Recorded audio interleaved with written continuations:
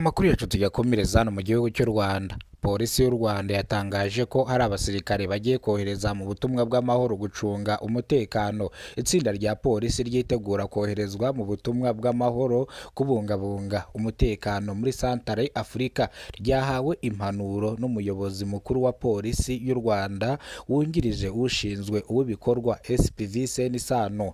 Izi mpanuro yazibahereye kuri hedikota nkuru ya polisi ya Kacyiru, abibutsa ko akazi bagiyemo ari akazi gahesha igihugu ikuzo ndetse n'agaciro, kandi bavuga yuko abohereje ubwa mbere bakoze inshingano zabo neza kandi bahesha agaciro cyangwa ikuzo igihugu cyacu cy'u Rwanda. Bityo na bano boherejwe bagende bakore akazi kabo neza, ibyo bagiye gukora babyubahirize kandi babishyire mu bikorwa. SPV Senisano avuga yuko bano basirikare bagiye koherezwa muri Centre Africa, ndetse ibi byatangajwe kuri uno wa kabiri. Bagiye gukora akazi nk'uko bikwiye, bavuga yuko bazakora akazi kabo neza nk'uko bikwiye kandi bazahesha agaciro igihugu cyacu. Kandi ikindi bano bapolisi bongeraho yuko bagomba guhesha ikuzo igihugu cyacu cy'u Rwanda kubera ko batojwe neza kandi bamaze igihe bitoza uburyo ki bazajya barinda, kandi bamaze igihe bitoza uburyo ki bazitwara. Bino rero polisi y'u Rwanda ibikora kugira ngo yongere ibungabunge amahoro